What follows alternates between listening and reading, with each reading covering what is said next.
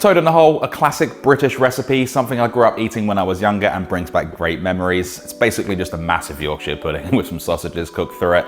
We're also going to be making an onion gravy, which is out of my book. Absolutely beautiful combination and tastes so good together. I'm gonna make for you what my mum used to make for me.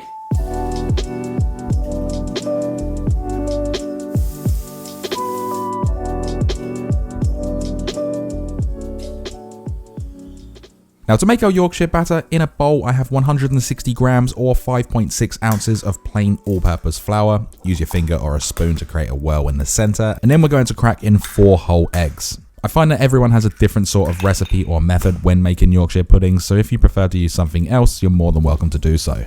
Once the eggs are in there, whisk it all up until it's combined. Don't worry if there's any lumps in there. What you should have is this nice thick paste. Pour in 220 milliliters or 7.4 fluid ounces of semi-skimmed milk, and then get back in there with the whisk and mix it all together until everything's combined. Again, don't worry too much if there is a few lumps in there, and it should be nice and runny. This is going to get a really nice crisp fluffy batter without it just being like a cake.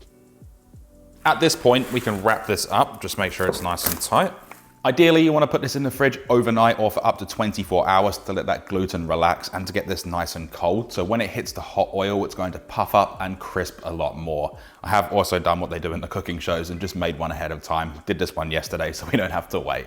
Now for our onion gravy, remove both ends from 2 red onions, slice it in half and then peel it, save all the scraps for stock, you know the drill. Then we're going to slice this into thin strips the whole way across in the half moon position, creating those nice thin pieces. You can also use brown or yellow onions if you prefer. The next thing to do is make a bouquet garni. This is completely optional. I'm tying 1 sprig of rosemary, 4 sprigs of thyme and 2 sage leaves together using butcher's twine, and this is going to be used to infuse and make our sauce really nice and fragrant. But like I said, you don't have to use it if you don't want to.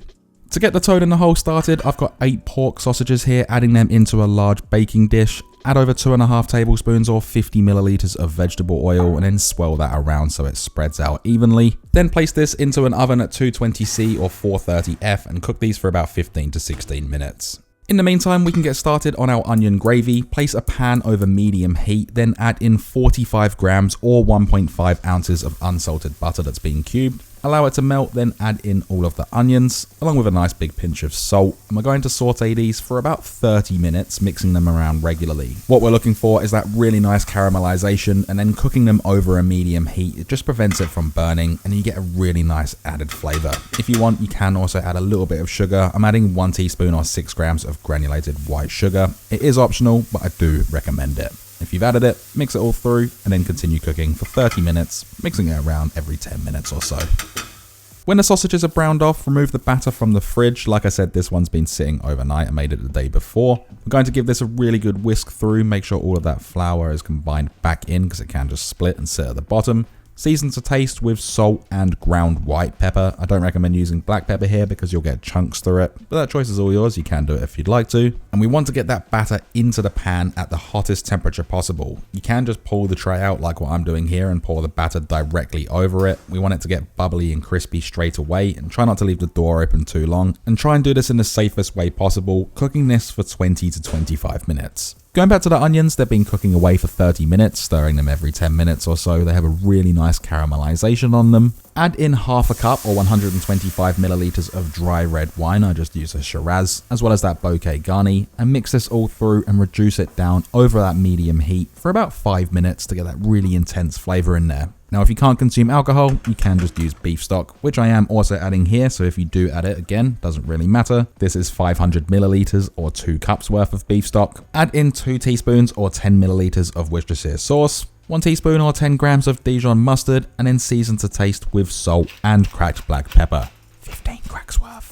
Give this all a really good mix through. Make sure you concentrate on breaking up that Dijon mustard because it can clump. Increase the heat to medium-high and bring this up to a simmer. And then when it is at a simmer, just check it for seasoning again, mix it all around and reduce the heat to low. And we're going to simmer this for about 15 to 20 minutes. Once that's done, the sauce will have reduced, the flavor will have intensified, and it is absolutely delicious at this point, but we do want to make it thicker. And we're also going to remove that bouquet garni now because it's done its job. Of course, if you didn't use it, you don't have to remove it. To finish the gravy off, add 1 tablespoon or 20 milliliters of balsamic vinegar, 1 tablespoon of corn flour mixed with 1 tablespoon of cold water, and when this reacts with the heat and it's mixed around, it's going to thicken up our gravy into a consistency that can coat the back of a spoon. Of course, if it gets too thick, you can add a little bit more beef stock to your desired consistency. The last thing to do to finish the sauce off is to add 2 tablespoons or 28 grams of unsalted butter that's cubed and cold. Whisk it all through until it's melted. You're going to get this extremely velvety, smooth, cream buttery sauce, and then remove it from the stovetop.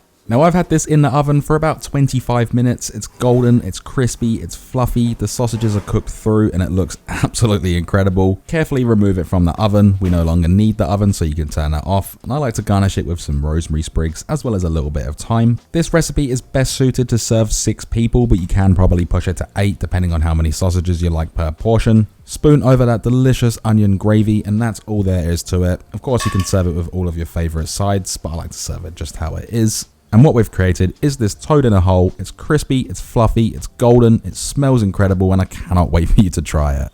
With that all said and done, there is only one thing left to do, and that is we can then dig in.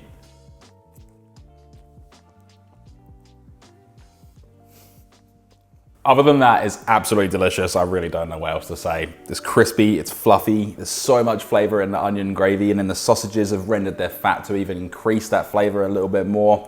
Beautiful combination. 100% try this recipe if you've never had it before, or even if you have, just make sure you try this one. If you enjoyed this video, hit that like button, leave a comment for the algorithm, and subscribe if you haven't already, along with hitting the bell notification, and I'll see you in the next one. Thanks for watching.